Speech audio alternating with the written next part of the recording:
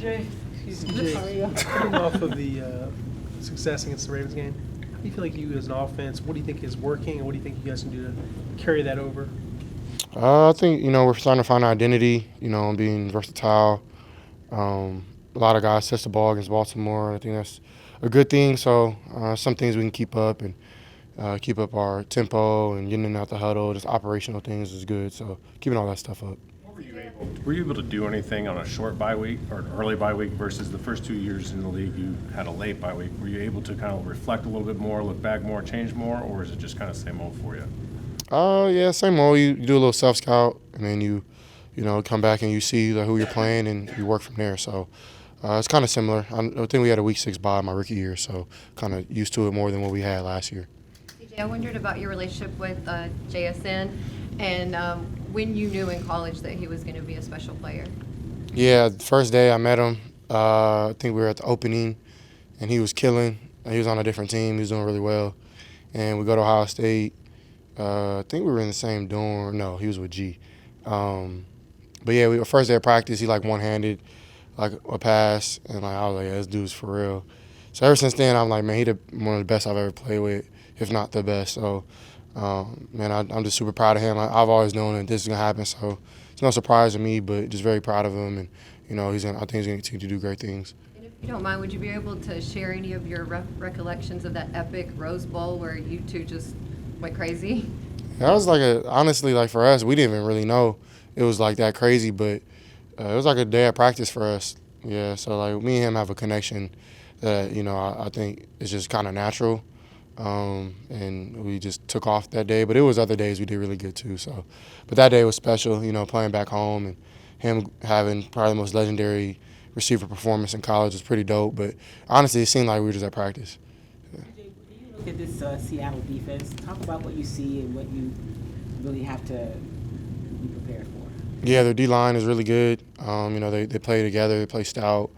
Had a lot of playmakers up front. Ernest is a great backer. He gets those guys lined up and in the right calls. And Spoon is a heck of a player along, with their back end. So, all around from top to bottom, they're a really good team. And they play together. Mike is a great coach, head coach, of course, but a great play caller as well, great defensive coordinator. Played against him a couple times, and he's does some challenging things. So you just got to be prepared and prepare us the right way. On the flip side, you all's defense has been among the best in the league. You go against them every day, went against them a lot in training camp. How would you describe what it's like to go against this particular defense? Yeah, it could be suffocating where they're pushing the pocket, playing sticky coverage. The run game, they're being stout, setting edges and running to the ball, talking crazy and slapping their helmets, do all type of crazy stuff. So that stuff could be demoralizing. So I've been on the other side of that, but I think it prepares you, to even because that stuff is bound to happen. The other team gets paid too, but it keeps you, at least for me, to keep myself motivated for the next play, because it takes time. These defenses are really good, but it takes time to unlock a defense. Sometimes the first play, sometimes it's the last. But I think playing against our defense has taught me, to stay down for the come up, play my game, take what's there, and and try to just move forward and don't fall for the hype. But they do a great job of running around, playing together, and just playing free. One of the things that we talked about a lot in training camp was the amount of control and command that you would be able to have over this offense. As time has gone on, and especially over these last 2 games, are you starting to get more of what Nick wants you to do, but also implementing more of C.J. Stroud into this offense? Yeah, I think every week I get better. I think as an offense we understand what fits for us and what doesn't work that we've tried. So it's all about just adjusting week to week, upgrading our iPhone, upgrading our ideas. So I'm all for that. And I think it's just been good because, we're able to get some games under our belt where we play good, and I just want to keep that going. So, yeah, it's every week getting better. A lot of the players on the offense side of the ball said that what Nick Caley does is he utilizes who's on the field. So he has different types of packages for the players who are on the field to utilize their skills. Was that something that you all emphasized coming into the Baltimore game as far as Xavier Hutchinson was concerned? Everybody that we have is very talented, and does different special things. Hutch is different than, the other guys in his room. Harrison is different than other tight ends, where Titus is different than other linemen.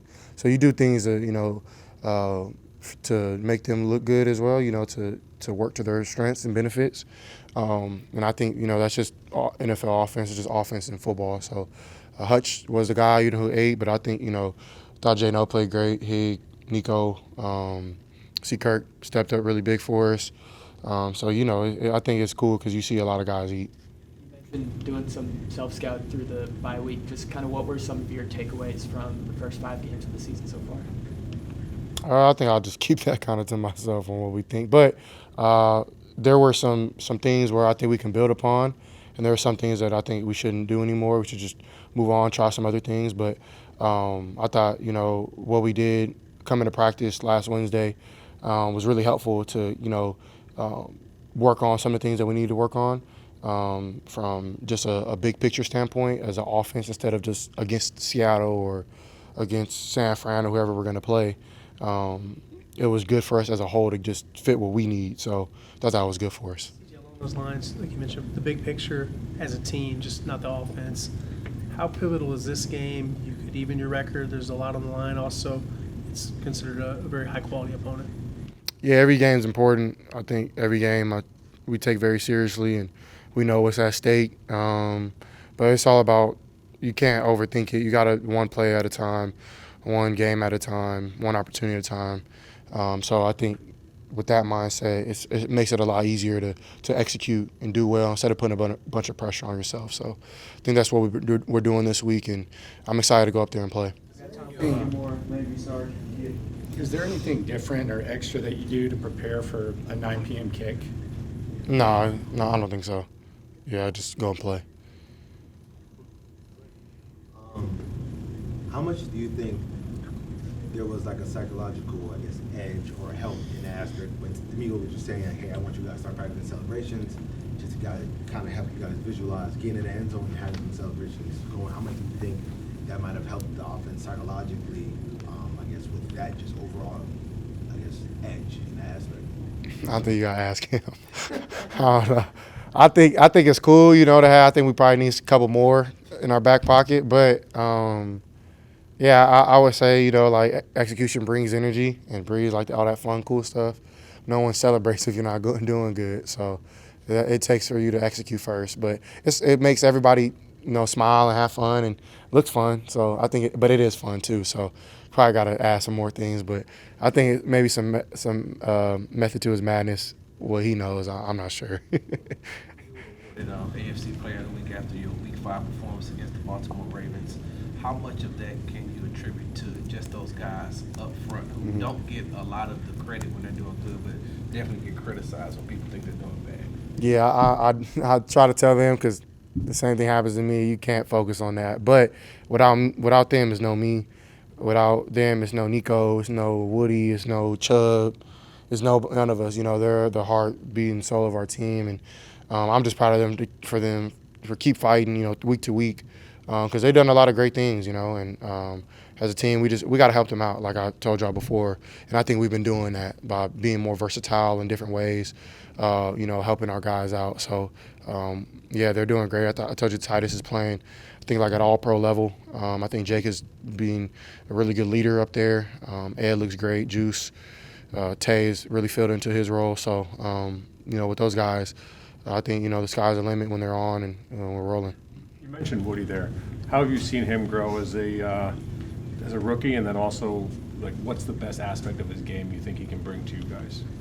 I think Woody's somebody who's played a lot of ball in college, played a lot of meaningful ball. Thought he brought a new type of tempo to our team. I think he puts his foot in the ground and cuts and changes directions really good. He catches the ball at the backfield really good, and I think he sets a block really good. So he's very versatile and does a lot of special things. We've talked a lot about Xavier Hutchinson's growth, but what has he meant to you, as a teammate, as a friend? Yeah, he's a brother of mine, man. I love Hutch with all my heart, man. We came in together, been through a lot of highs, lows together, and he always put a lot of confidence into me. And he's hilarious. He's one of the funniest people I know. But he's a very motivated and serious player. He loves the game of football, and he's super talented. I'm just happy that he's getting the recognition he deserves. I think the sky's the limit for him. He's a really good receiver in this league, and I think he'll continue to prove that. Last two, Christine. Is there any extra juice with these night games? I know you say the 9 p.m. doesn't matter, but just playing, knowing you're one of the only teams playing that night, is it extra special? Yeah, I think whenever you're playing on a primetime game, it's super fun, and I just try to focus on what's on the field. And I think playing in Seattle will be fun, but every night game that I've ever had has been pretty fun, and the energy is a little bit more, and the focus is a little bit more. Everything is is dialed up, so it's fun. But yeah, it's gonna be a great environment. I'm excited. CJ, how do you balance being patient as you guys are growing in this new system, but also still being, you're keeping your intensity up? How do you balance not getting impatient with the process? I mean, I would say just transparency, communication with a lot of people, communication with myself. I mean, because like I told you, you can be the hero of the zero, and you can be doing the same things you did in previous weeks. It finally worked. But it takes time, like new offenses, new schemes, new coaching with new quarterbacks, and all these different new things that we've had this year. It just takes a little time to roll, but I think you got to keep the confidence.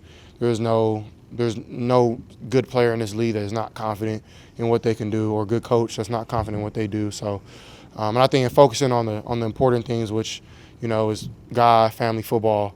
And I know it's cliche, but it's the truth. Like, if you're good with the Lord, you're good with your family, you're good with your teammates, then I think the play is what picks up as well. So. Thank you. Thank you.